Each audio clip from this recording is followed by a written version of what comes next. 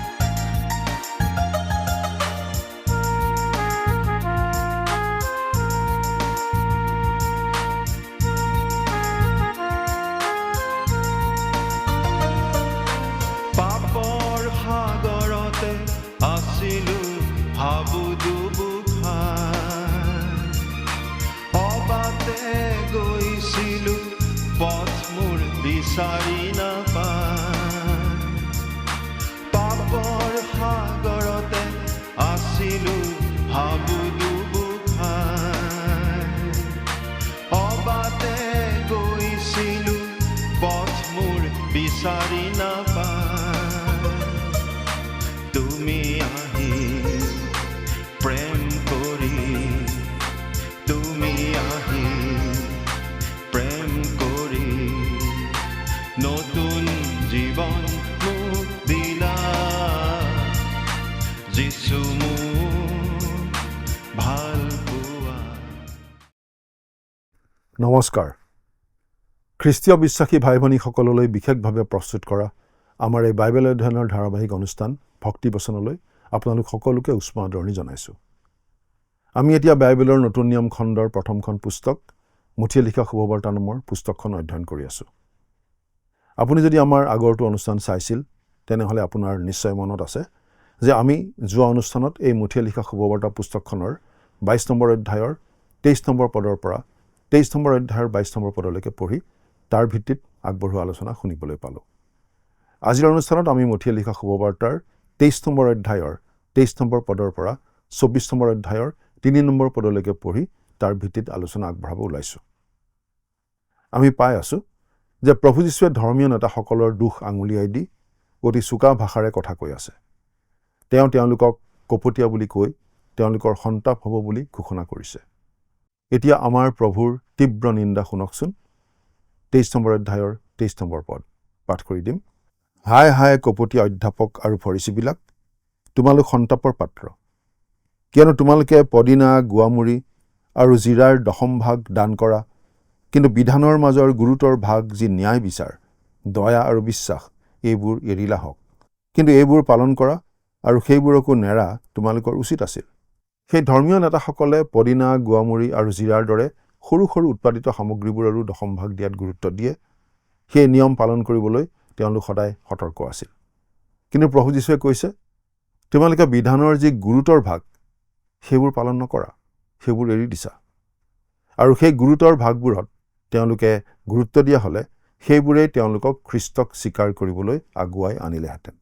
24 number পদ, হে অন্ধ পথদৰ্শকবিলাক, তোমালোকে পোক এটাকে চাকি পেলাই উটকে গিলা হওক। এই পদটো আমাৰ অলপ হাঁহি উঠা যেন নালাগেনে বাৰু? আমি ভাবোঁ প্ৰভু যীশুৱে সেই ধৰ্মীয় নেতাসকলক এই কথাখিনি কওঁতে আমি যদি তাত উপস্থিত থাকিলোহেঁতেন, প্ৰভু যীশুৱে এই কথাটো ধেমালি কৰিবৰ বাবে নহয়, গম্ভীৰভাৱেই কৈছিল। কিন্তু আমি ভাবোঁ সেই সময়ত আমি যদি তাত থাকিলোহেঁতেন তেনেহ'লে আমাৰ অলপ হাঁহি উঠিলেহেঁতেন, যদিহে আমি সেই বৃদ্ধ ধৰ্মীয় নেতাবোৰক জানিলোহেঁতেন। সৰু সৰু কথাবোৰকে বৰ ডাঙৰ কৰি পেলোৱা মানুহ বহুত আছে।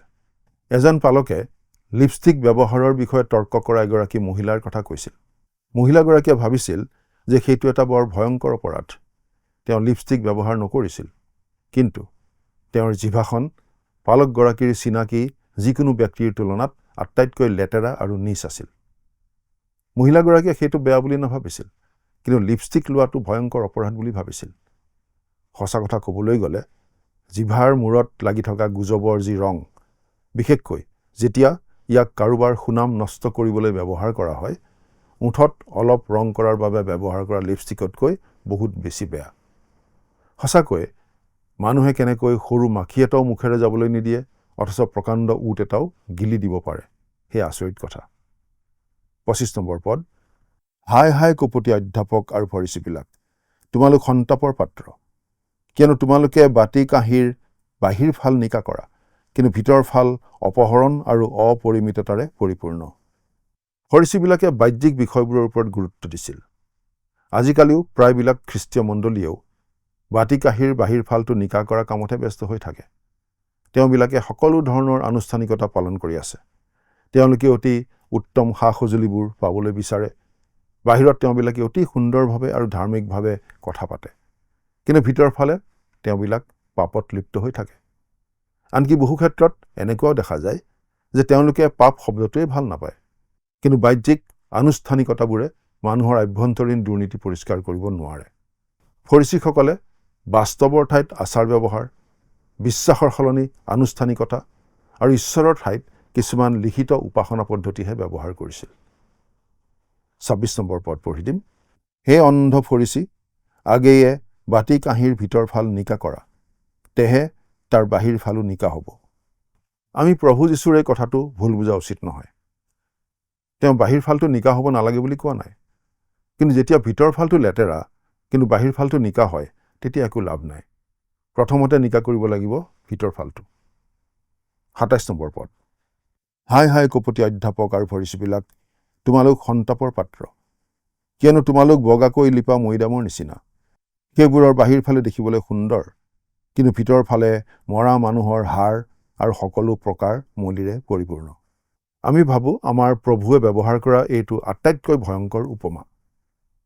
ইয়াৰ আগতে তেওঁ বাহিৰৰ পৰা পৰিষ্কাৰ আৰু ভিতৰৰ পৰা লেতেৰা পাত্ৰৰ যি উদাহৰণ দিছিল, সেই পাত্ৰটোৱে আমাৰ দিনৰ সাধাৰণতে দেখি থকা মণ্ডলীৰ ছবিখন দেখুৱাইছে। কিন্তু আমাৰ এনেকুৱা লাগে যে মৈদামৰ এই উপমাটোৱে গীৰ্জালৈ যোৱা বহুতো লোকক চিত্ৰিত কৰিছে। বাহিৰৰ পৰা ধুনীয়া, কিন্তু ভিতৰৰ পৰা তেওঁলোক পাপ অপৰাধত মৃত। ঈশ্বৰ ভক্তিৰ বাহ্যিক এটা ৰূপ তেওঁলোকৰ আছে, কিন্তু তেওঁলোকে খ্ৰীষ্টত নতুন সৃষ্টি হ'বলৈ ইয়াৰ শক্তিক অস্বীকাৰ কৰে। আমি মনত ৰখা উচিত যে যেতিয়ালৈকে আমি খ্ৰীষ্টক প্ৰকৃত অৰ্থত বিশ্বাস কৰি নতুন সৃষ্টি হোৱা নাই, তেতিয়ালৈকে আমাৰ মণ্ডলীৰ সদস্যপদৰ পৰা একো লাভ নহ'ব। ই ভণ্ডামীৰ বাহিৰে আন একো নহ'ব। পশ্চিমীয়া দেশৰ পালক এগৰাকীয়ে কৈছিল, যেতিয়া মই পঢ়িবলৈ পালোঁ যে আমাৰ দেশৰ আধাতকৈ বেছি লোক কোনো মণ্ডলীৰ সদস্য, তেতিয়া মই ভাবোঁ যে ৰাজহুৱা স্থানবোৰত মই কিয় 89% লোকে ককটেইল খাই, অশ্লীল শব্দ ব্যৱহাৰ কৰি আৰু লেতেৰা কাহিনী কৈ থকা দেখা পাওঁ। আচলতে আমাৰ মাজত বাহিৰত চূণেৰে লিপি পৰিষ্কাৰ কৰি ৰখা, কিন্তু ভিতৰত মৰা মানুহৰ হাড় মূৰেৰে ভৰি থকা মৈদামবোৰহে ঘূৰি আছে। দেখাত আত্মিক, কিন্তু পাপত মৃত। 28 নম্বৰ পদ, সেইদৰে তোমালোকো বাহিৰে মানুহে দেখাত ধাৰ্মিক, কিন্তু ভিতৰে কপট আৰু অধৰ্মেৰে পূৰ হৈ আছা। প্ৰভু যীশুৱে যে কেনেকৈ ধৰ্মীয় নেতাবোৰক নিন্দা কৰিছে, তেওঁলোকক সকলো মানুহৰ আগতে তেনেকৈ ধমক দিয়া উচিত আছিল। প্ৰিয় দৰ্শক, যদি আপোনাৰ সমাজত এটা বাইবেল আধাৰিত মণ্ডলী আৰু এনে এজন প্ৰচাৰক আছে যিজনে বাইবেল বিশ্বাস কৰে আৰু বাইবেলৰ কথাকেই মণ্ডলীৰ মানুহবোৰক শিকাবলৈ চেষ্টা কৰি আছে, তেন্তে এই সময়ত আপুনি ঈশ্বৰৰ নিমিত্তে তেওঁৰ সৈতে থিয় দিয়া উচিত। আপোনাক তেওঁৰ প্ৰয়োজন আৰু তেওঁক আপোনাৰ প্ৰয়োজন আছে। আমাক কিমান যে তেনেকুৱা মানুহৰ প্ৰয়োজন আছে যিসকলে ঈশ্বৰৰ বাক্য বিশ্বাস কৰে, ঈশ্বৰৰ বাক্য অনুসাৰে জীৱন নিৰ্বাহ কৰে আৰু আন খ্ৰীষ্টীয় বিশ্বাসীসকলকো উদগায়। 29 পৰা 32 নম্বৰ পদ পাঠ কৰি দিম। হায় হায় কপটী অধ্যাপক আৰু ফৰিচীবিলাক, তোমালোক সন্তাপৰ পাত্ৰ, কিয়নো তোমালোকে ভাৱবাদীসকলৰ মৈদাম বান্ধিছা আৰু ধাৰ্মিকবিলাকৰ মৈদাম শোভিত কৰিছা আৰু কোৱা যে আমাৰ পূৰ্বপুৰুষসকলৰ দিনত আমি থকা হ'লে ভাৱবাদীসকলৰ ৰক্তপাতত তেওঁলোকৰ সহভাগী নহলোহেঁতেন। এইদৰে তোমালোক যে ভাৱবাদীসকলক বধ কৰাবিলাকৰ সন্তান, এই বিষয়ে তোমালোকে নিজেই নিজৰ পক্ষে সাক্ষ্য দিছা। এই হেতুকে তোমালোকেও নিজৰ পূৰ্বপুৰুষসকলৰ জোখৰ পাত্ৰ পূৰ কৰা। আৰু আমি আমাৰ দিনতো একে কামেই কৰি আছোঁ। আমি মন কৰিব লাগে যে ঈশ্বৰৰ মহান ব্যক্তি, শিক্ষক, শুভবাৰ্তা প্ৰচাৰক, মিছনেৰীসকলক তেওঁলোকৰ প্ৰজন্মই প্ৰায়ে নিন্দা আৰু উপহাস কৰিছিল, যদিও আজি তেওঁলোকক সন্মান কৰা হৈছে। স্পাৰ্জন, মুডি, টৰি আৰু বহুতৰে ক্ষেত্ৰত সেইটোৱেই সঁচা আছিল। আমাৰ প্ৰভুৱে নিশ্চয় মানুহৰ স্বভাৱ জানিছিল আৰু ইয়াৰ কোনো পৰিৱৰ্তন হোৱা নাই।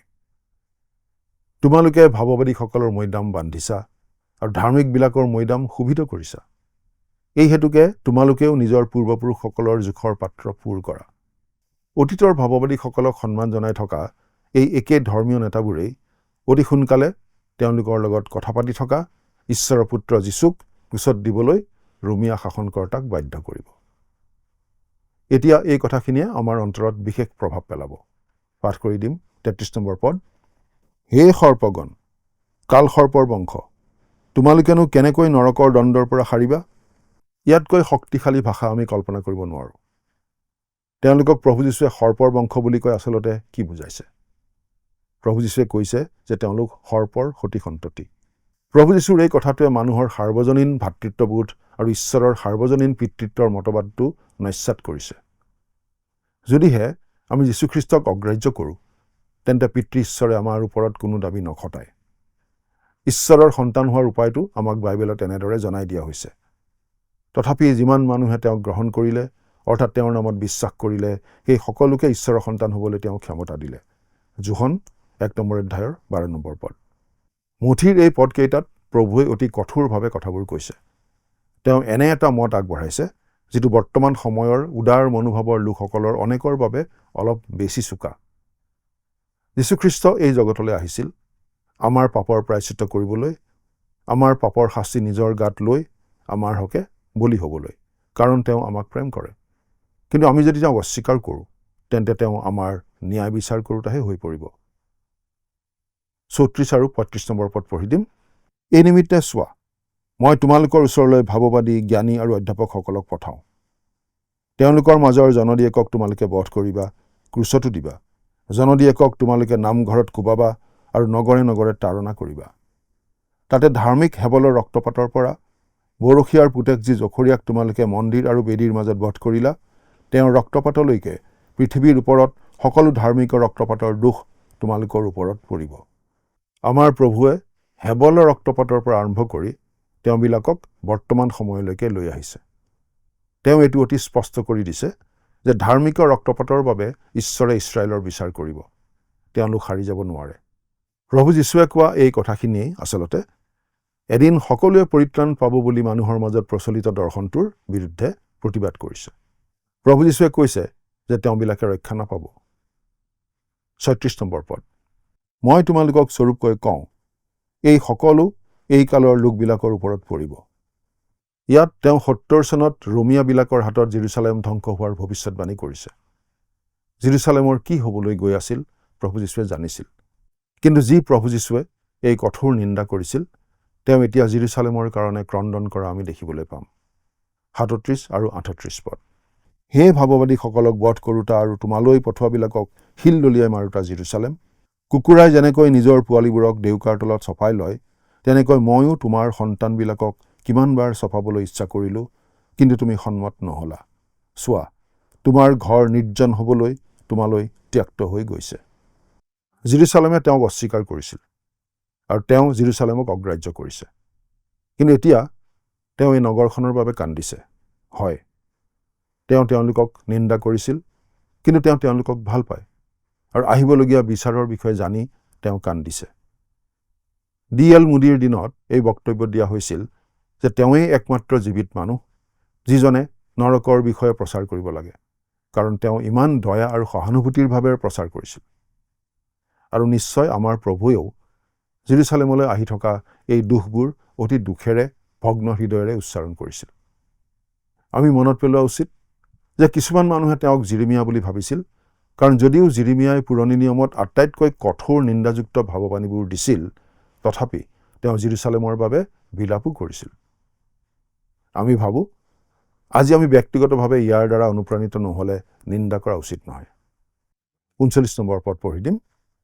কিয়নো মই তোমালোকক কওঁ, প্ৰভুৰ নামেৰে যিজনা আহিছে তেওঁ ধন্য। এই কথা তুমি নোকোৱা মানে এতিয়াৰ পৰা মোক দেখিবলৈ নাপাবা। ধৰ্মীয় নেতাবোৰৰ লগতে যীশুখ্ৰীষ্টৰ শিষ্যসকলো এই কথাত স্তম্ভিত হৈছিল। এইটো তেওঁলোকৰ বাবে এটা অতি আচৰিত ঘটনা আছিল। তেওঁ আহি জেৰুজালেমক ৰাজধানী হিচাপে লৈ তেওঁ ৰাজ্য স্থাপন কৰিব বুলিহে তেওঁলোকে আশা কৰি আছিল। কিন্তু তেওঁ এতিয়া কৈছে যে তেওঁলোকৰ ঘৰ নিৰ্জন হ'ব, গোটেই নগৰখন ত্যক্ত হ'ব।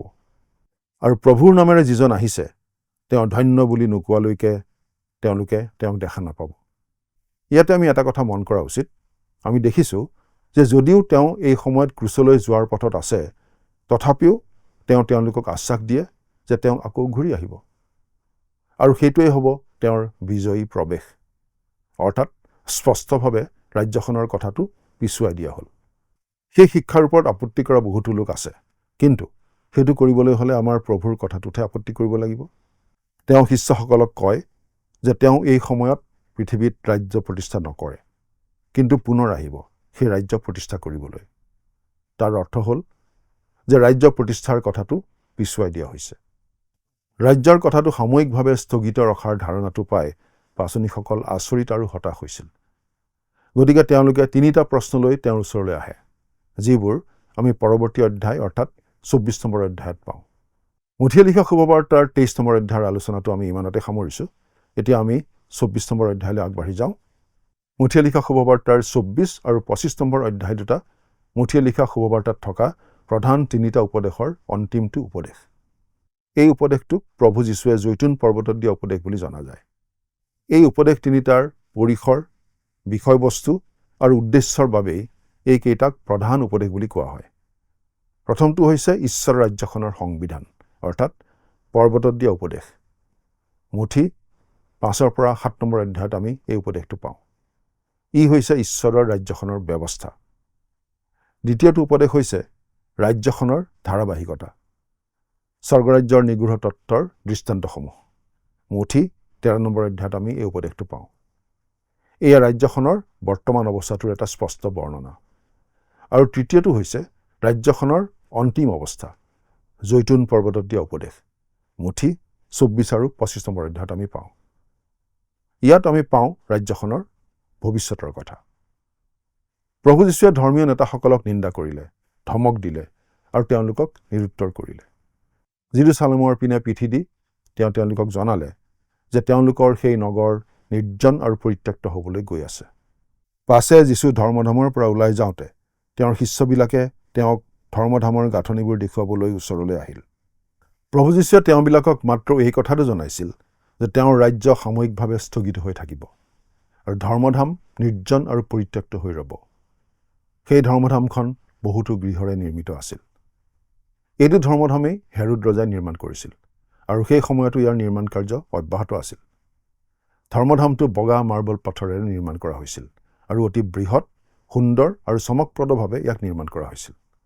যীশুৱে যেতিয়া সেই জাক-জমক ধৰ্মধামটো নিৰ্জন আৰু পৰিত্যক্ত হ'ব বুলি ক'লে, তেতিয়া শিষ্যসকল বিচলিত হ'ল। গতিকে তেওঁলোকে তেওঁৰ ওচৰলৈ আহি তেওঁক অট্টালিকাবোৰৰ চাৰিওফালে দেখুৱাবলৈ ধৰিলে।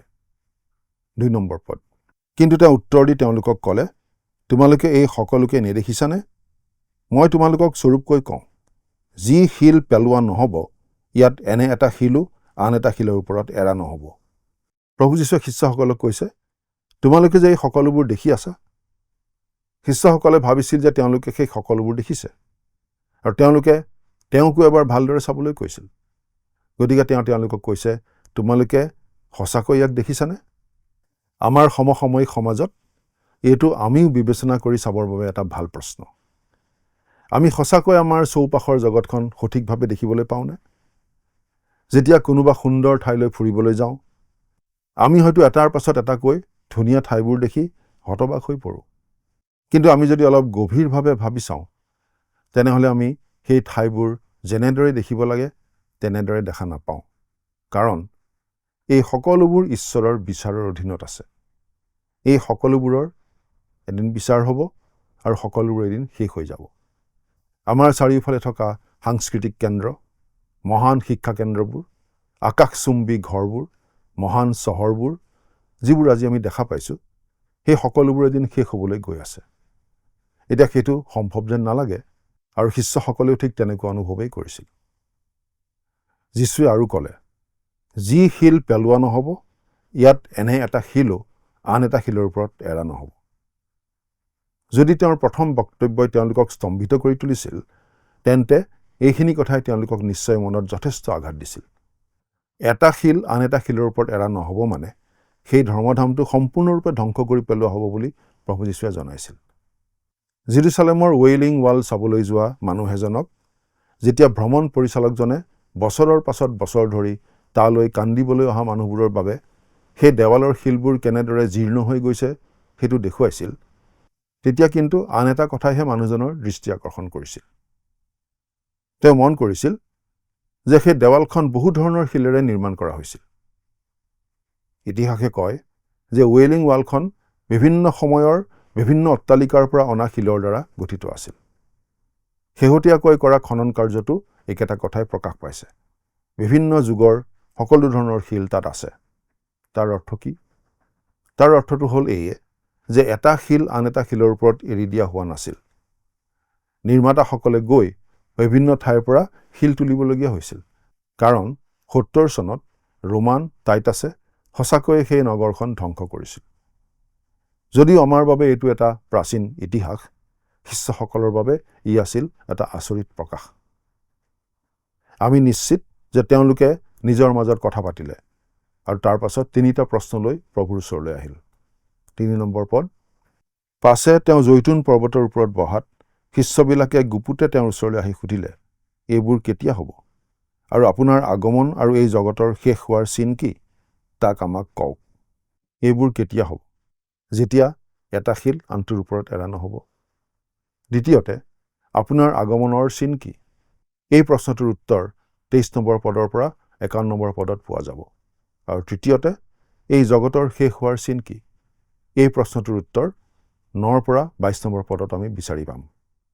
প্ৰভু যীশুৱে প্ৰশ্ন 3টাৰ উত্তৰ দিব আৰু প্ৰভু যীশুৱে দিয়া এই উত্তৰখিনিক আমি জৈতুন পৰ্বতত দিয়া উপদেশ বুলি কওঁ, কাৰণ কথাখিনি জৈতুন পৰ্বতত ঘটিছিল।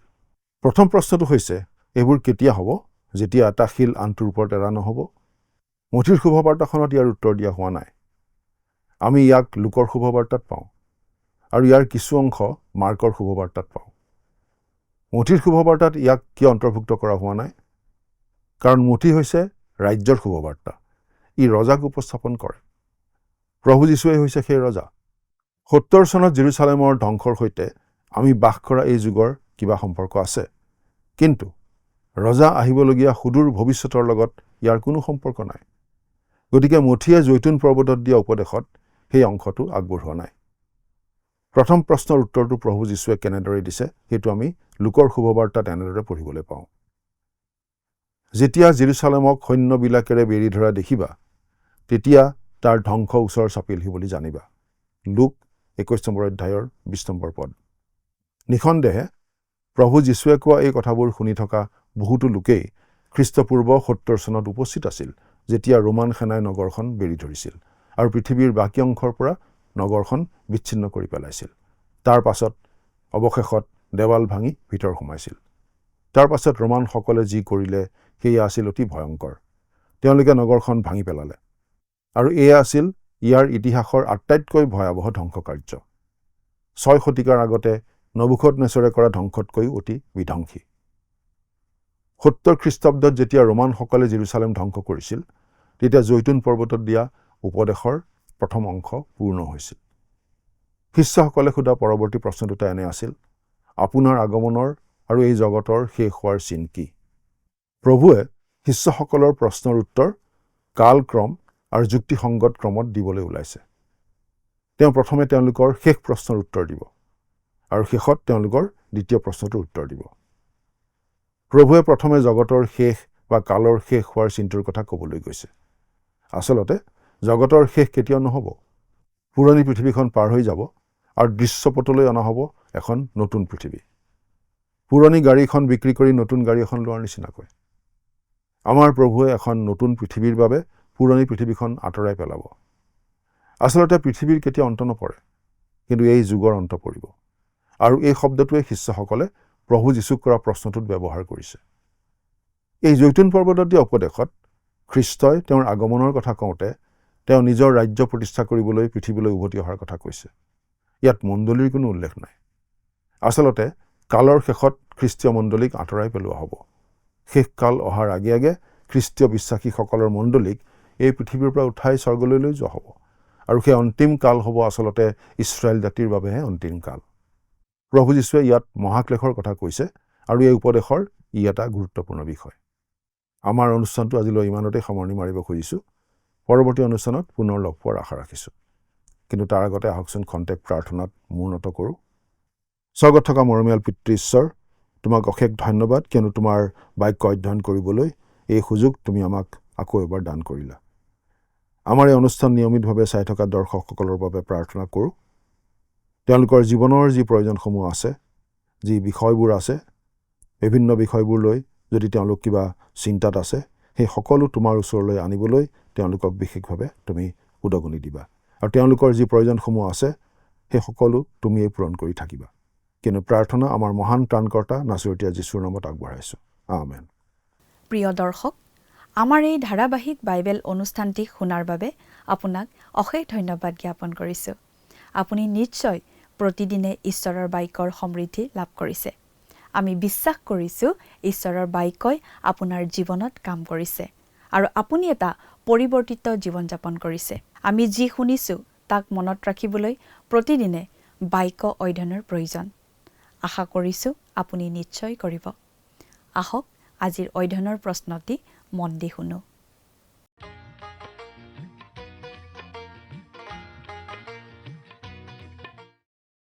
যোৱা অনুষ্ঠানত প্ৰচাৰিত প্ৰশ্নটিৰ শুদ্ধ উত্তৰ হৈছে অপশ্যন বি শিক্ষক।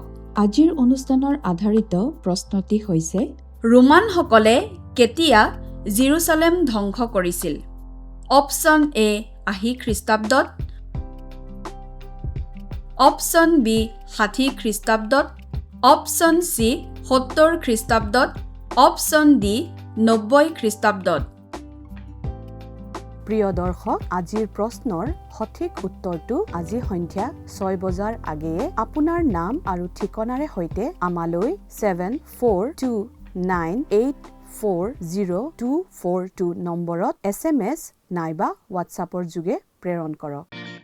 প্ৰিয় দৰ্শক, আপুনি যদি আমাৰ এই অনুষ্ঠানৰ যোগেদি আশীৰ্বাদপ্ৰাপ্ত হৈছে আৰু আমাৰ লগত কথা পাতিবলৈ বিচাৰিছে বা আপোনাক প্ৰাৰ্থনাৰ সহায় আৰু পৰামৰ্শ লাগে, তেন্তে আমালৈ 7429840242 এই নম্বৰত পোনপটীয়াকৈ ফোন কৰিব পাৰিব। ধন্যবাদ।